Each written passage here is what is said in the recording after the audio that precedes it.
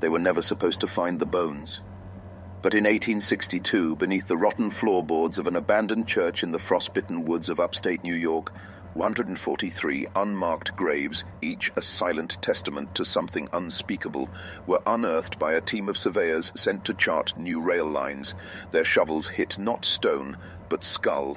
Row after row, each skeleton showed evidence of systematic torment, fractured femurs that had healed before death, collarbones shattered in identical patterns, and worse, grooves etched deep into the bones themselves, symbols no one could read, not initials, not language. Carvings. The local sheriff, terrified and overwhelmed, filed a report. Within 48 hours, that report vanished. Within 72, so did the sheriff. The site was sealed. A strange federal team, men with no badges but endless authority, descended on the area and declared it strategically restricted. No further explanation. The land was never sold. No rail lines were built. The forest grew back, thicker, darker, as if nature itself was trying to forget. But what if I told you? Those graves were only the beginning, because I have uncovered what they buried, and why. Documents pried from sealed federal archives, personal journals smuggled out by the last living witness, and transcripts from secret congressional hearings so damning they were ordered burned.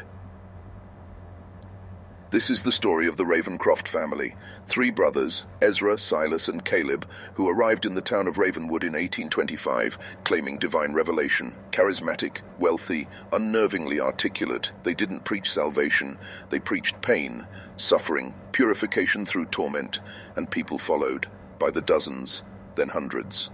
And over the next 30 years, beneath the stone altar of their so-called Church of the Pure Spirit, those followers would undergo rituals so cruel, so unholy, that even today federal agencies redact every page related to them. But I've seen them, and you're about to.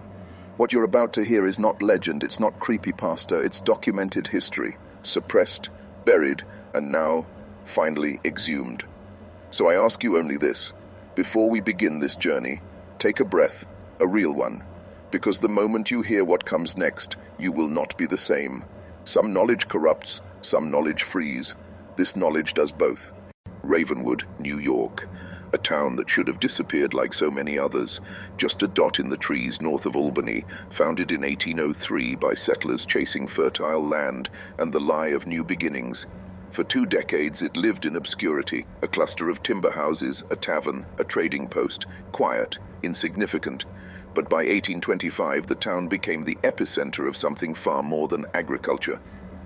They came during the Second Great Awakening, a religious wildfire sweeping the frontier. Men wandered from town to town, howling about salvation and damnation, but the Ravencroft brothers were different. They didn't shout, they whispered. Ezra, tall with oil-slick hair and eyes like obsidian glass, spoke like a judge addressing sinners. He never blinked. Silas, the second, always scribbled, recording sermons that didn't yet exist. And then there was Caleb, the youngest, the quietest, but his presence was suffocating. He spoke in riddles, claimed visions. His pale blue eyes would roll backward mid-sentence as though he were listening to someone or something beyond human comprehension. They bought land, a lot of it, paid in cash, built a structure unlike anything Ravenwood had ever seen. A church, they said, but no cross adorned its steeple, no windows lined its dark stone walls. It rose like a fortress, octagonal, symmetrical, unnatural. It looked more like a tomb than a house of God. The locals were drawn in at first by curiosity, then by fear, because those who entered changed.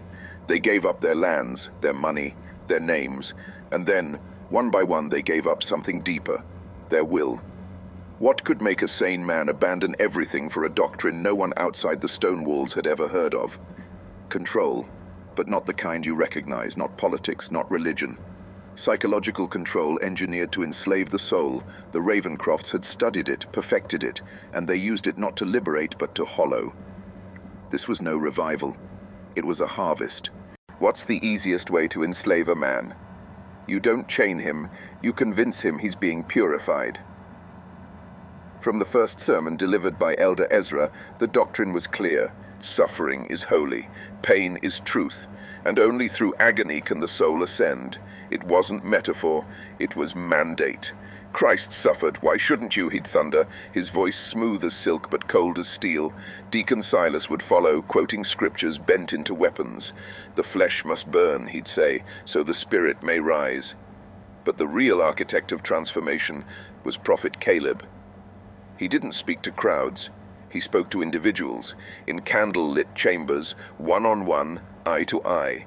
He'd lean in, hands barely touching your shoulder, and ask you questions so precise, so invasive, it felt like he'd peeled back your skull and read your thoughts.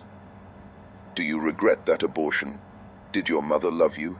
Did you ever want your father to die? Then, after you confessed what you never told anyone, he'd smile and say, "That pain is your path. That's why the Spirit chose you." They called it discernment. In truth, it was psychological demolition. He took your darkest shame and reframed it as destiny, and once you believed your suffering made you chosen, you'd do anything to prove it. By winter of 1826, new initiates were subjected to trials, at first mild, ice water baths, fasting for days, vigils that lasted until sunrise. "Burn the sin from the flesh," they chanted. But something changed in late 1827. Children began disappearing. 2 at first, then 5.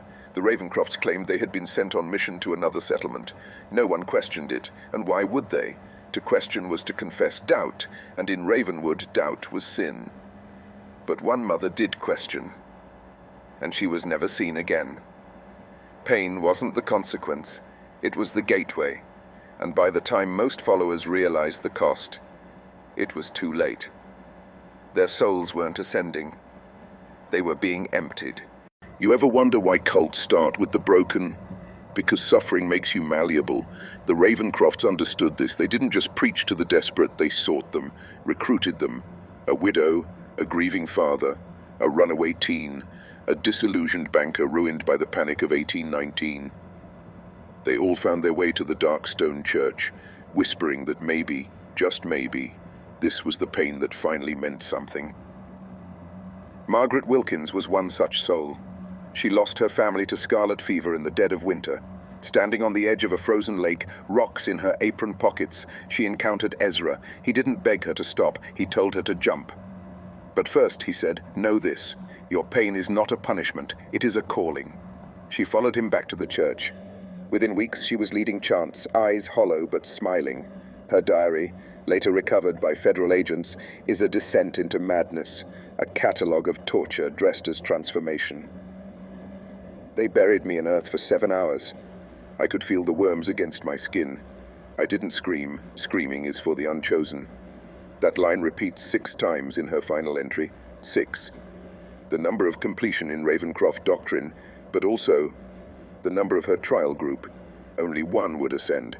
The others were merely stepping stones. This wasn't theology. It was selection. Like cattle.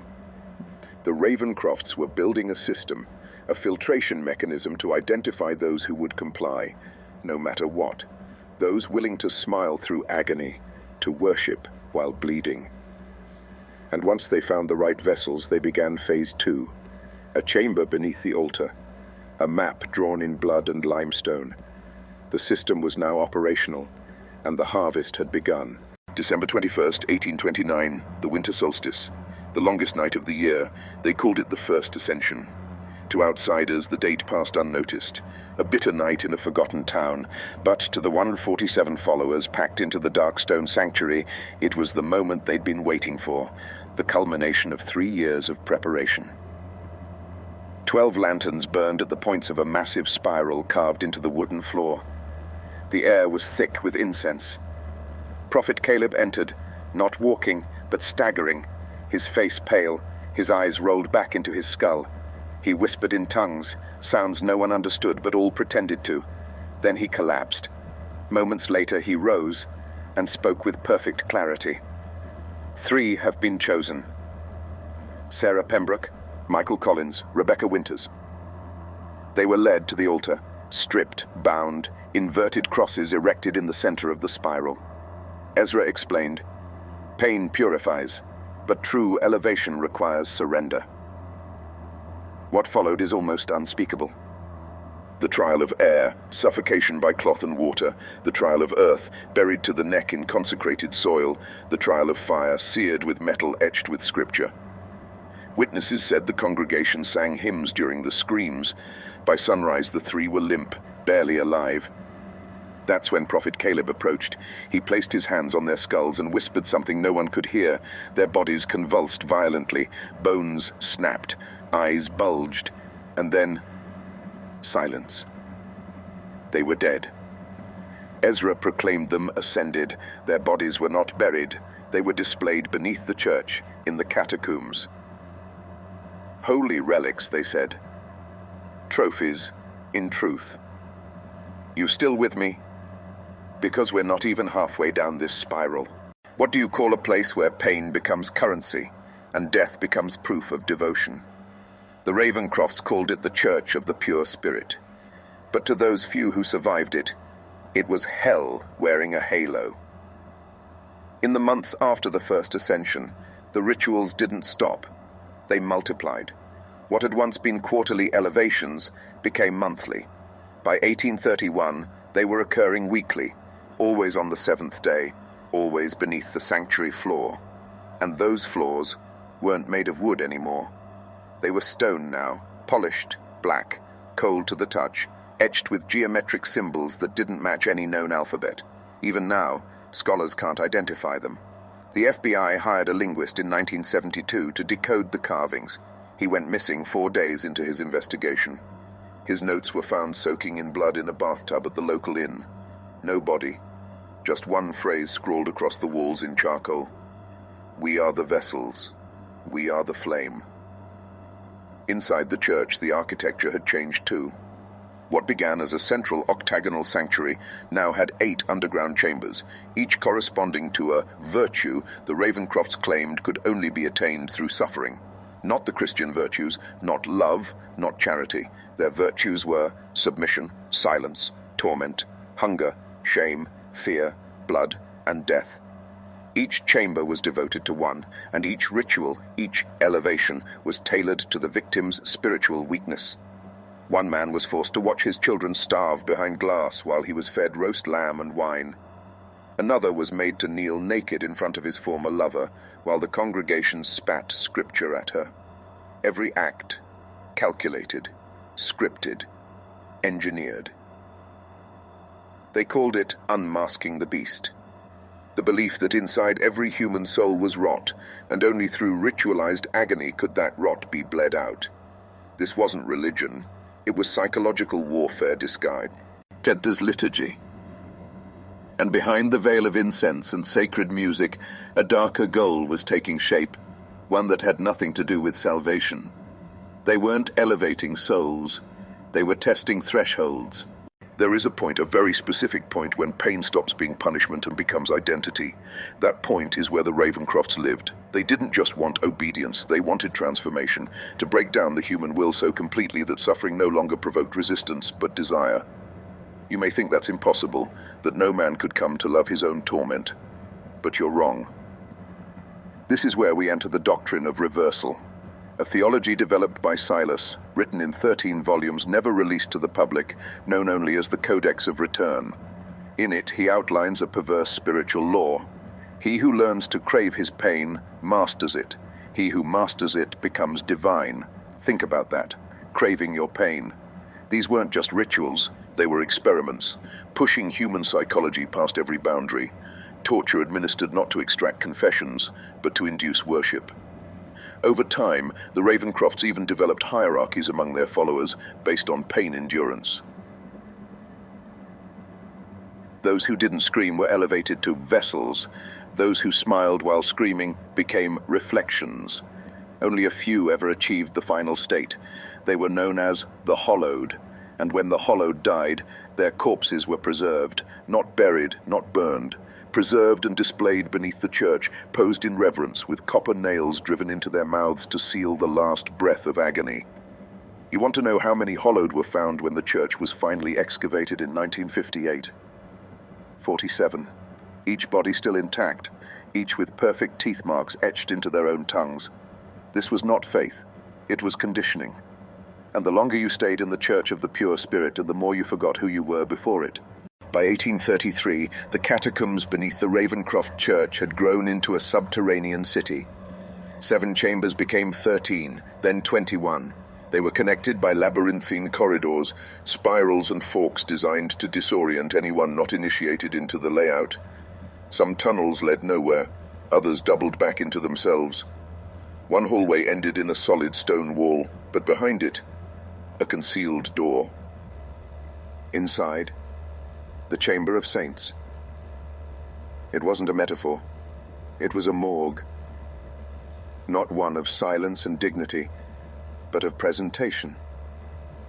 The dead were arranged like icons, skeletons dressed in ceremonial robes, arms outstretched, faces tilted upward, mouths open as if mid-chant.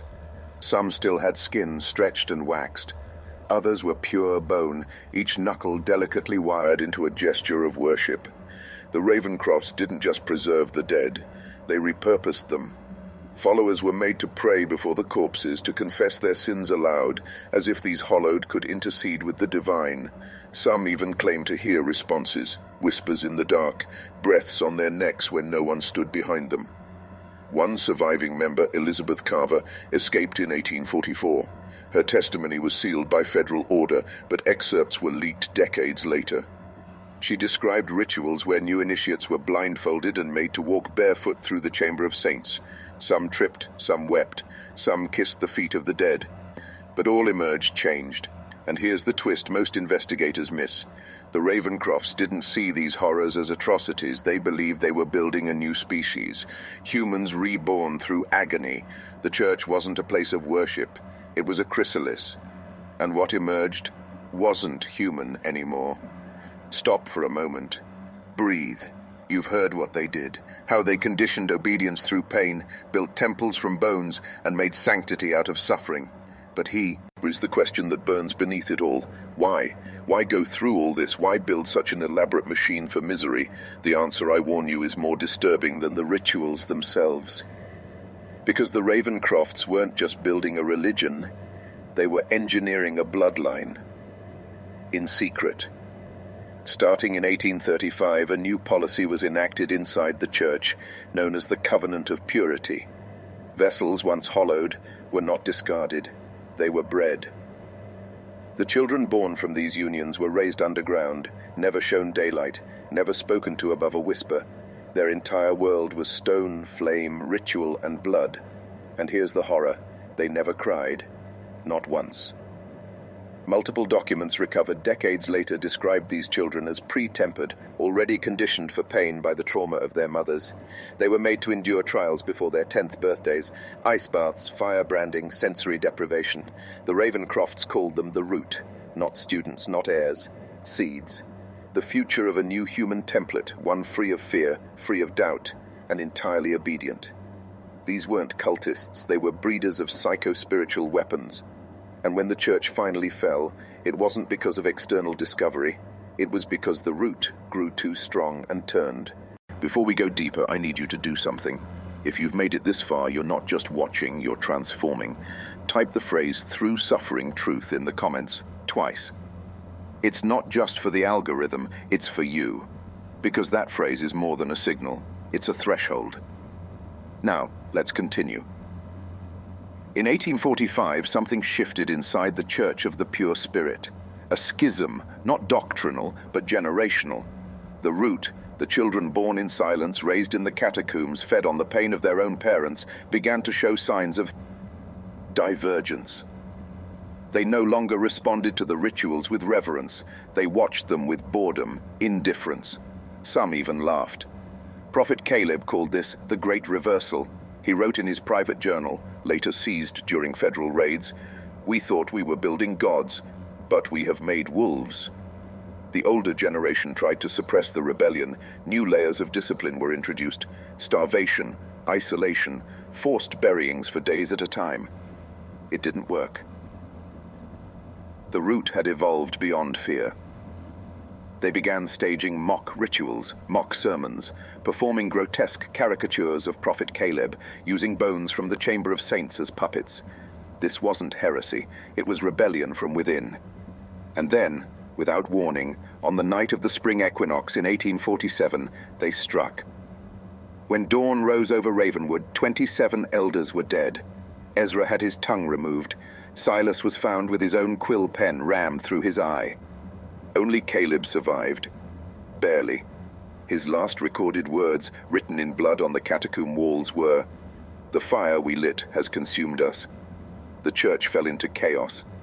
But the story didn't end there, because the root didn't vanish. They scattered. And if my research is right, they're still out there. When the root scattered in 1847, the federal government didn't know it yet, but America had just been infected. The Church of the Pure Spirit collapsed in fire and blood. Locals saw smoke rising from the woods but dared not approach. The few who did returned pale, shaken and silent.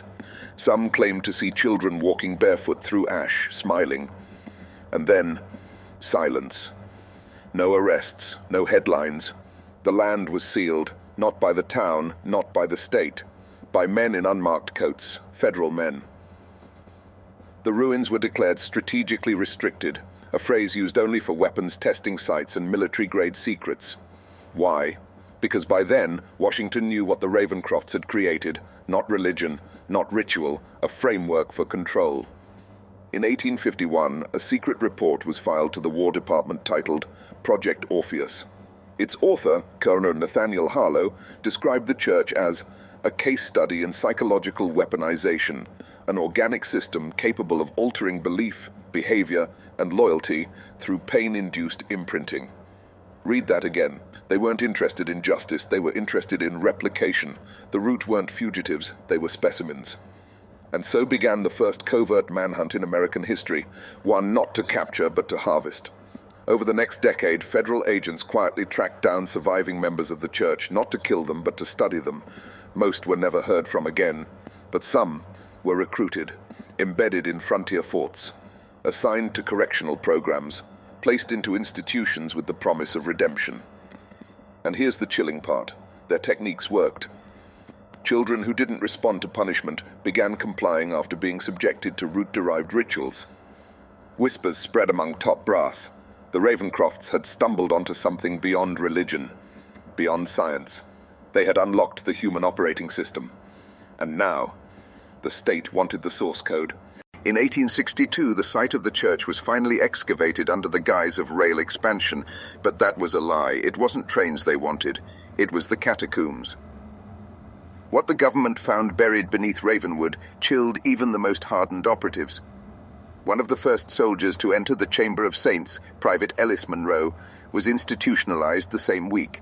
He never spoke again, except to mutter one phrase, "They're not dead, they're listening." The walls were lined with ossified remains, skulls with copper nails through the jaws, rib cages arranged like cathedral arches, hands clasped in eternal prayer. But it was what lay beneath the bones that truly disturbed them. Schematics, carved into stone. Not architectural plans, psychological ones. Diagrams labeled not in English, but in glyphs, later matched to ancient Mesopotamian ritual script. A system of human manipulation so precise, so scalable, that it was logged by the War Department as suborganismic conditioning. It mapped out how to induce belief through starvation, embed loyalty through ritual humiliation, override memory using rhythmic suffering.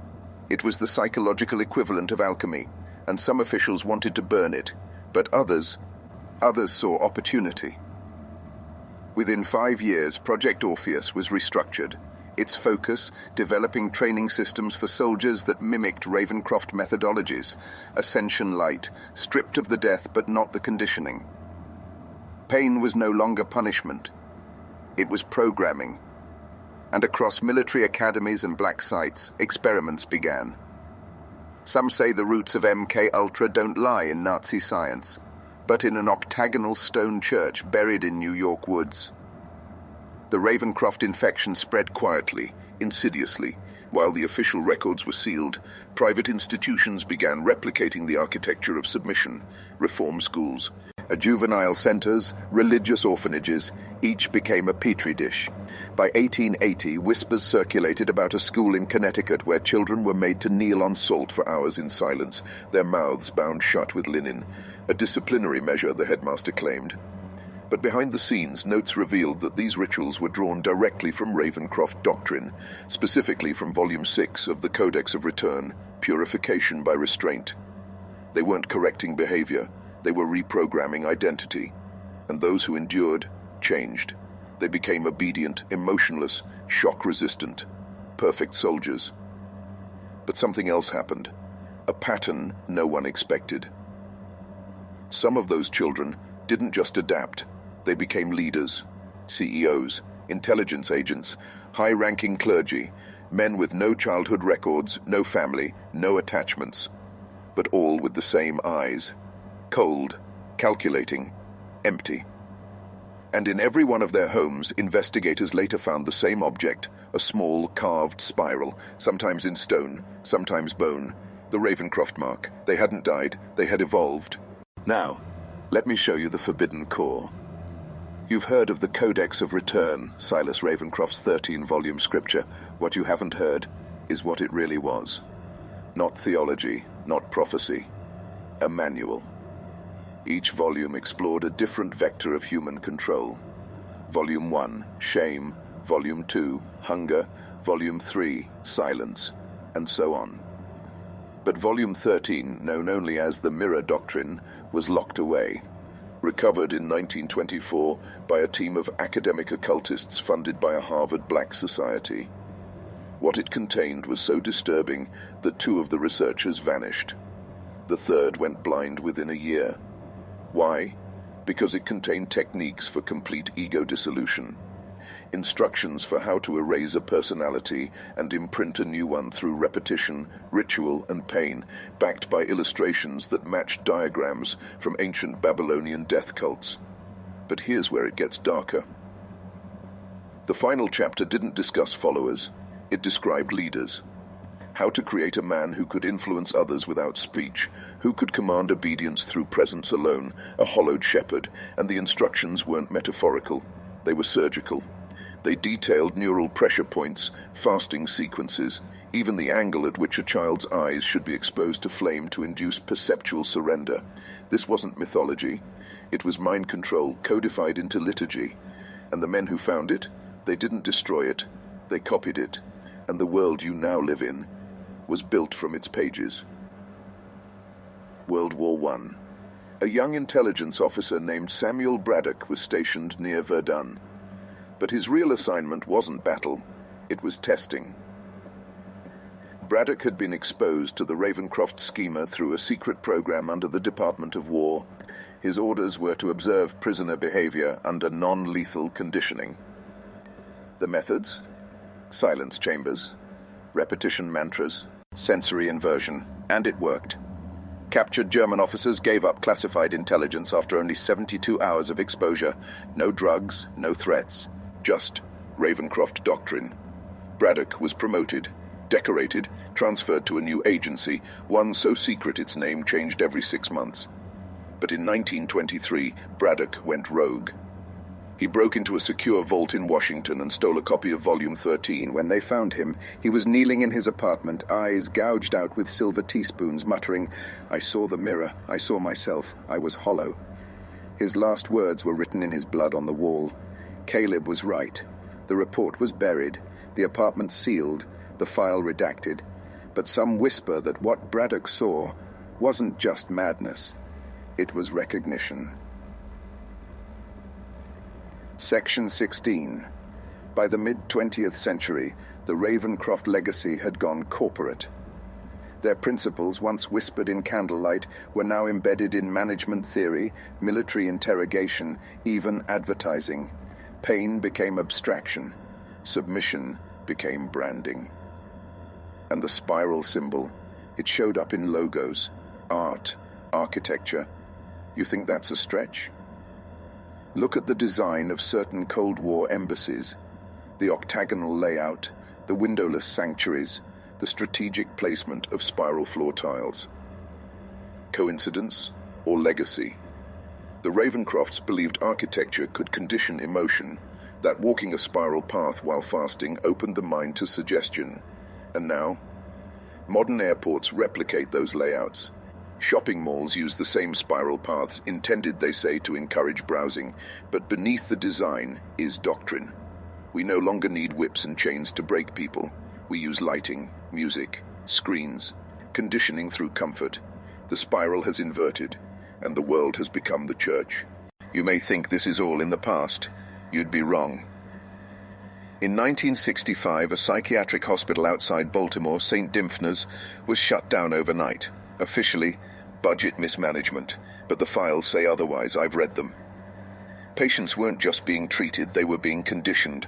One ward in particular, Ward 7, housed 27 patients, all from orphan backgrounds, all selected under a program labeled only as Our Return. Here's what makes it disturbing. Each room was octagonal. Each patient followed a daily sequence of silence, fasting, and pain threshold testing. And when the staff tried to stop it, they were overridden by higher authority, military liaisons who spoke in cold legal terms. Precedent Codex 13. One orderly named Francis Belmar kept a secret journal. In it, he described a child named Marcus, who never blinked, never cried, never disobeyed. When asked what he wanted, Marcus replied, "I wait for the flame, I wait for the mirror." When the hospital was finally raided, Ward 7 was sealed off. No bodies, no files, just one thing found scratched into every wall in the unit. Through suffering, truth. The same phrase I asked you to type. The same phrase whispered by Ravencroft converts nearly 140 years earlier. What does it mean? It's not a metaphor. It's a trigger. By 1977, Ravencroft methods had metastasized into every major power structure: intelligence agencies, academic labs, corporate consulting. That year, a classified conference was held in Geneva, attended by representatives from 6 Western nations. The topic: behavioral reformation through induced crisis. One of the speakers, a man known only as MC. His presentation was simple. He drew a spiral on a chalkboard and said, "This is not a symbol, this is a tool."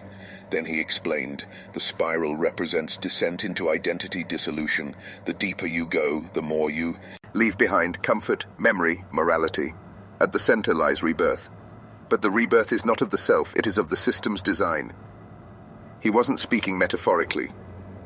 He outlined how political unrest, media saturation, and engineered fear could mimic the Ravencroft sequence, step by step, break down normalcy, introduce confusion, reframe pain as purpose, offer rebirth only through loyalty.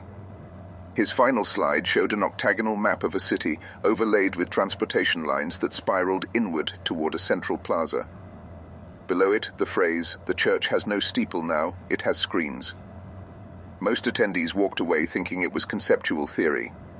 It wasn't. That city was built 2 years later, just outside Berlin. And to this day, no one knows who funded it. What if I told you the Ravencrofts never left? What if I told you they simply changed names, changed tactics, but never changed mission? In 1984, an oil tycoon named Lionel Eastbridge died in a plane crash over Montana. In his private vault was a collection of writings, handwritten journals, annotated grimoires, and one document labeled Codex 13 Mirror Copy. You heard that right. A carbon duplicate of the forbidden final volume. Forensic ink dating placed its creation in 1873, nearly 3 decades after the church fell. That shouldn't be possible. Unless someone preserved the doctrine and kept writing. Whoever Eastbridge was, he wasn't just wealthy. He was a practitioner. His ranch had an underground chapel with 13 chambers, each decorated with carvings identical to those beneath the Church of the Pure Spirit. But here's the real horror.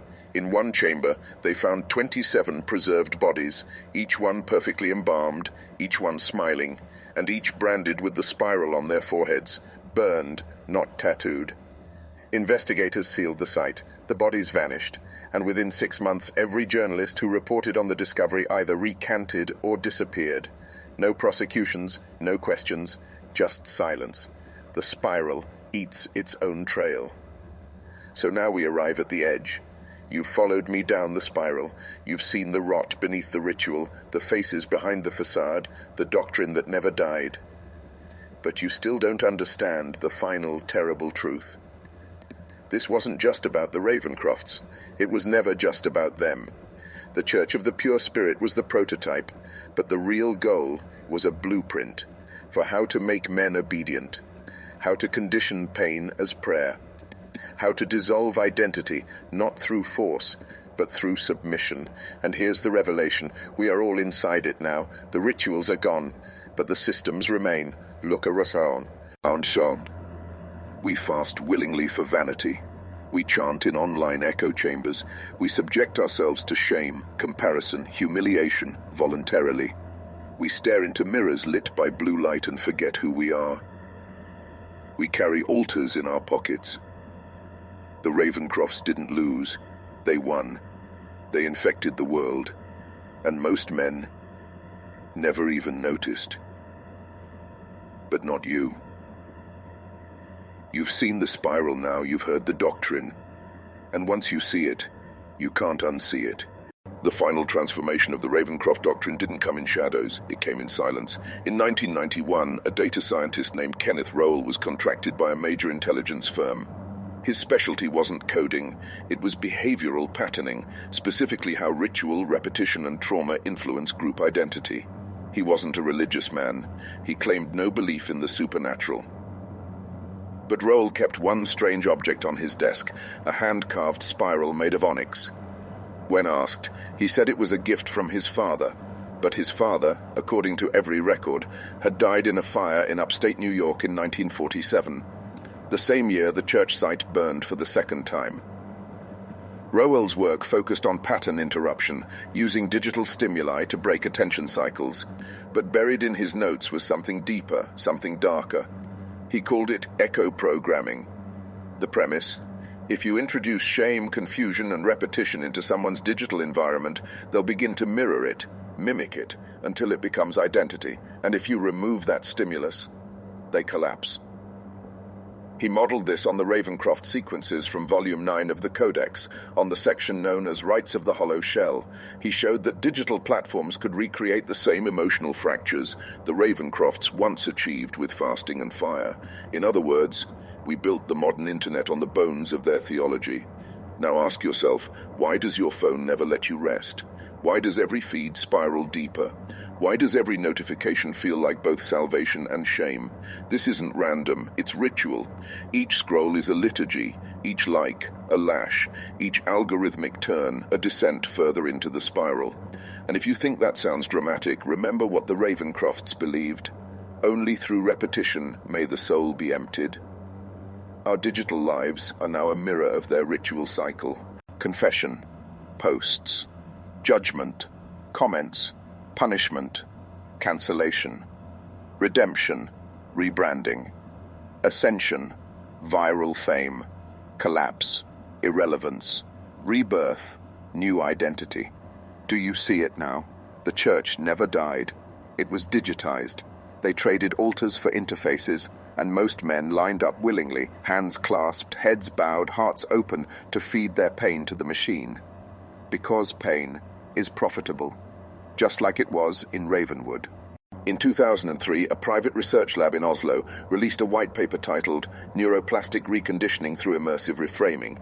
It was dense, academic, but inside it were diagrams, not brain scans, not neural models, spiral maps, overlays, inverted catacomb patterns, identical to those found beneath the Church of the Pure Spirit, except these weren't carved into stone. They were programmed into user interfaces, tabs that loop endlessly, settings buried 5 layers deep, delay cycles to increase anxiety and keep users locked in feedback loops. It wasn't poor design, it was Ravencroft design. Conditioning through entrapment. One investigator, Dr. Miriam Rausch, called it the architecture of submission. Her conclusion?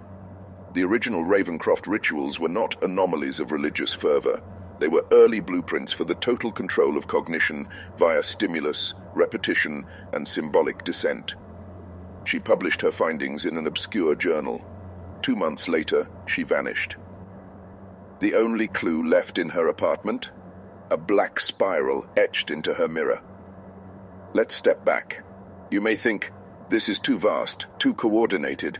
How could a fringe cult shape so much of the modern world? But you're forgetting one thing. The Ravencrofts weren't a cult, they were a prototype. Their goal was never just spiritual, it was behavioral engineering. What they discovered through blood and bone and broken minds was a system for transforming obedience into identity, and every structure of power has always hungered for that kind of control. Churches wanted faithful, governments wanted patriots, corporations wanted consumers. The Ravencrofts figured out how to make all three from the same raw material.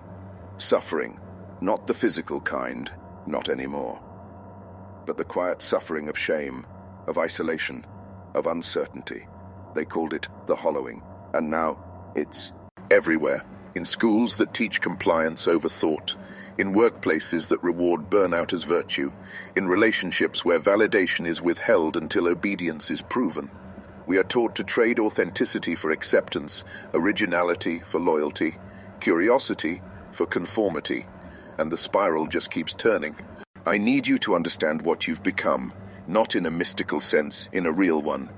Because if you've followed this far, your mind has already begun to shift, your framework has already started to splinter, and whether you realize it or not, you've been descending, not into madness, but into awareness. The Ravencrofts built their church from stone and silence.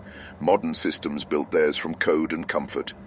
But the function is identical: to erase your inner voice, to replace it with theirs, to condition you, slowly, gently, to seek pain that feels like progress, and progress that leads only to greater dependence.